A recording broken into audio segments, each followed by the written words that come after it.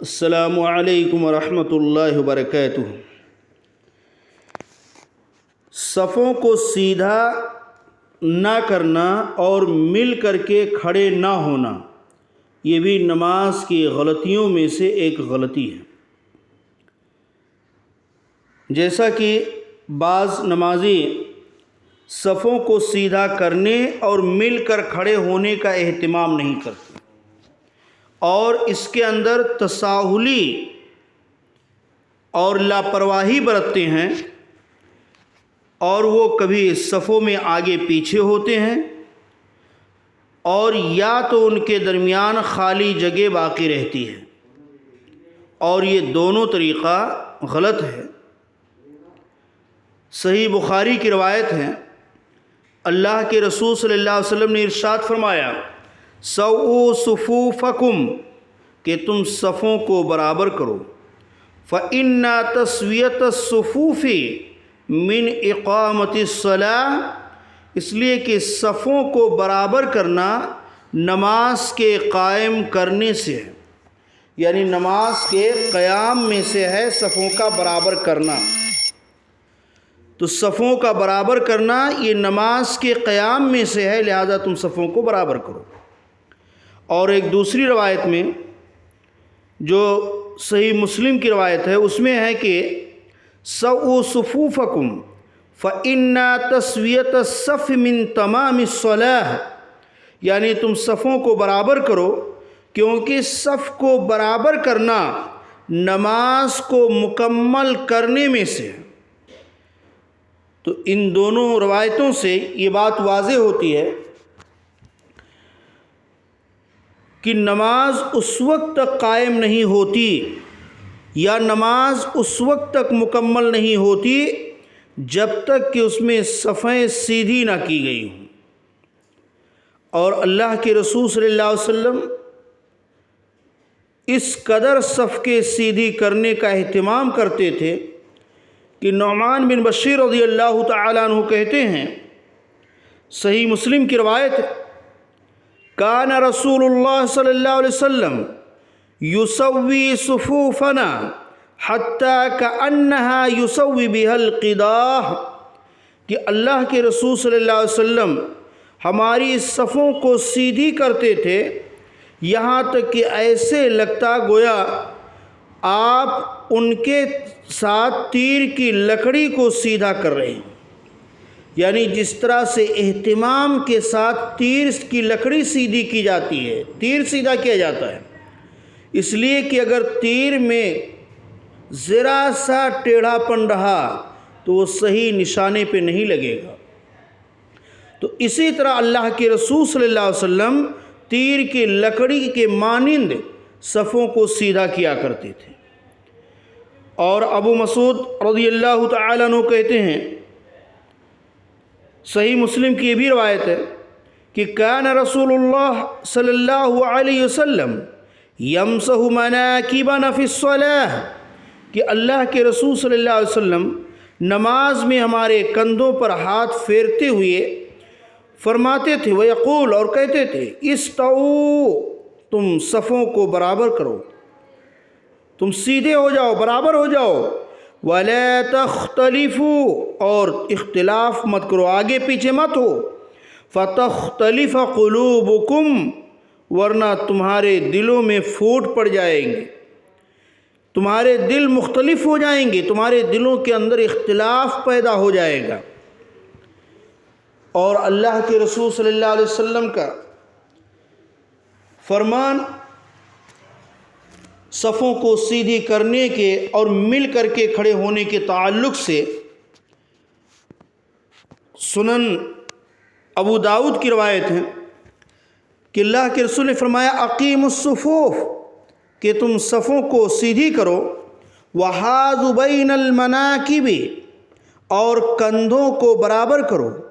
وسدوا الخلل، اور خالی جگہ کو پر کرو، وَلِینُوا بِأَیْدِی اخوانکم، اور اپنے بھائیوں کو صف میں ملنے کا موقع فراہم کرو، یعنی ان کے لیے اپنے بھائیوں کے تئیں اپنے آپ کو نرم کر لو، اپنے ہاتھوں کو نرم کر لو۔ مطلب کیا ہے کہ انہیں صف میں مل کر کے کھڑے ہونے میں سہولت پیدا کرو، صف کو ملانے کی سہولت اختیار کرو۔ وَلَا تَذَرُوا فُرُجَاتٍ لِلشَّيْطَانِ،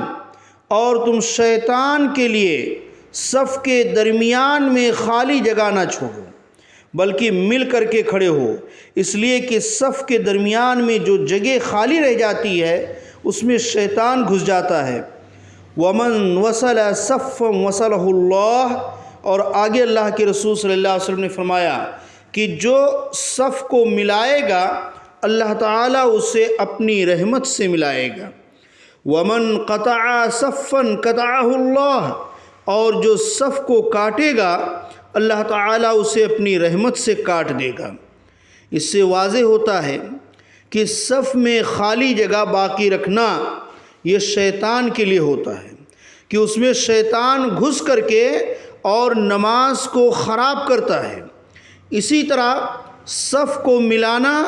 اللہ کی رحمت کے ساتھ ملنے کا باعث ہے، اور صف کو کاٹنا اللہ کی رحمت سے کٹ جانے کا، اللہ کی رحمت سے محرومی کا باعث ہے۔ اسی طرح سے سمرہ بن جندب جابر بن سمرہ رضی اللہ تعالیٰ عنہ بیان کرتے ہیں کہ اللہ کے رسول صلی اللہ علیہ وسلم نے فرمایا الا تصفون کما تصف الملائکۃ عند ربها، کہ کیا تم اس طرح صف نہیں بناتے جس طرح اللہ کے فرشتے اپنے رب کے یہاں صف بناتے ہیں۔ جابر کہتے ہیں کہ ہم نے کہا یا رسول اللہ، فرشتے اپنے رب کے یہاں کیسے صف بناتے ہیں؟ تو آپ صلی اللہ علیہ وسلم نے ارشاد فرمایا یتمون الصفوف الاول فالاول، کہ وہ صفیں مکمل کرتے ہیں، پہلے آگے والی صف اور پھر اس کے بعد والی صف، یعنی پہلے ایک صف آگے مکمل ہو جاتی ہے پھر اس کے بعد والی صف مکمل کرتے ہیں۔ جب وہ مکمل ہو جاتی ہے تو پھر تیسری صف، پھر چوتھی، پھر پانچویں، اسی طرح بالترتیب پہلے آگے والی صفوں کو مکمل کرتے ہیں۔ وَيَتَرَاصُونَ فِي الصُّفُوفِ، اور وہ صفوں میں ایک دوسرے کے ساتھ مل کر کے کھڑے ہوتے ہیں۔ اسے بھی امام مسلم رحمہ اللہ نے روایت کیا ہے۔ اسی طرح صحیح بخاری کی روایت انس بن مالک رضی اللہ تعالیٰ عنہ سے ہے۔ اس کی کیفیت وہ بیان کرتے ہیں، یعنی صفوں میں مل کر کے کھڑے ہونے کی، کہ صحابہ کرام کس طرح صف میں مل کر کے کھڑے ہوتے تھے۔ انس بن مالک رضی اللہ تعالیٰ عنہ کہتے ہیں کان احدنا، کہ ہم میں سے ہر ایک آدمی یلذق منکبہ بمنکب صاحبہ، وہ اپنے کندھے کو اپنے ساتھی کے کندھے سے ملاتا تھا، وَقَدَمَهُ بِقَدَمِهِ، اور اپنے قدموں کو اب اس کے قدم کے ساتھ ملاتا تھا۔ اسی طرح نعمان بن بشیر رضی اللہ تعالیٰ عنہ کہتے ہیں، یہ بھی امام بخاری رحمہ اللہ نے تعلیقاً روایت کیا ہے، اور امام ابو داؤد رحمہ اللہ نے اپنے سنن ابی داؤد کے اندر روایت کیا ہے، کہ کہتے ہیں ہم نعمان بن بشیر رضی اللہ تعالیٰ عنہ کہ فرائیت الرجل، کہ میں نے دیکھا کہ آدمی یلزق منکبہ بمنکب صاحبہ ورکبتہ برکبت صاحبہ وکعبہ بکعبہ، کہ میں نے دیکھا کہ ہر آدمی اپنا کندھا اپنے ساتھی کے کندھے سے، اپنا گھٹنا اب اس کے گھٹنے سے، اور اپنا ٹخنا اپنے بغل والے ساتھی کے ٹخنے سے ملا کے کھڑا ہوتا تھا۔ یعنی صف میں ہم کھڑے ہوتے تھے تو ایک دوسرے کا کندھا، گھٹنا اور ٹخنا تینوں ایک دوسرے سے چمٹا ہوتا تھا، ملا ہوتا تھا، ٹچ ہوتا تھا۔ اس طرح سے ہم صف میں مل کر کے اور خالی جگہ کو پر کر کے کھڑے ہوتے تھے، اور صف میں خالی جگہ باقی رکھنے کی اور اسے پر نہ کرنے کی محرومی کیا ہے، اور اگر صف میں خالی جگہ کو پر کیا جائے تو اس کی فضیلت اور برتری کیا ہے۔ اللہ کے رسول صلی اللہ علیہ وسلم نے فرمایا طبرانی نے روایت کیا ہے کہ من سد فرجتن، کہ جو خالی جگہ کو پر کرے، رفعہ اللہ بہا درجہ، تو اللہ تعالیٰ اس کی وجہ سے اس کا ایک درجہ بلند کرتا ہے۔ وَبَنَى لَهُ بَيْتًا فِي الْجَنَّةِ، اور اس کے لیے جنت میں ایک گھر بنا دیتا ہے۔ یعنی خالی جگہوں کو پر کر کے، جماعت کو مکمل کر کے پڑھنے سے اللہ رب العالمین اس کے درجات کو بلند کرتا ہے اور اس کے لیے جنت میں ایک گھر بنا دیتا ہے۔ لہٰذا ہمیں یہ فضیلت حاصل کرنے کے لیے صفوں میں موجود خلا کو پر کرنا چاہیے۔ تاہم یہ بات یاد رہے کہ اپنے پیروں کو اپنے جسم کی ضخامت کے مطابق ہی کھولنا چاہیے، یعنی جتنا ہمارا موڈھا چوڑا ہے اتنے ہی چوڑا ہم اپنے پیر کو پھیلائیں، اس سے زیادہ نہیں، کیونکہ اپنے جسم کی ضخامت سے، چوڑائی سے زیادہ اپنے پیروں کو دائیں بائیں پھیلائیں گے تو اس کے نتیجے میں کندھوں کے ساتھ کندھا نہیں ملیں گے۔ لہٰذا حد سے تجاوز نہیں کرنا چاہیے اور غلو سے اجتناب کرتے ہوئے اعتدال کی راہ اپنانی چاہیے کہ جتنا اپنا کندھا چوڑا ہے اتنا ہی اپنے پیر کو چوڑا پھیلائے۔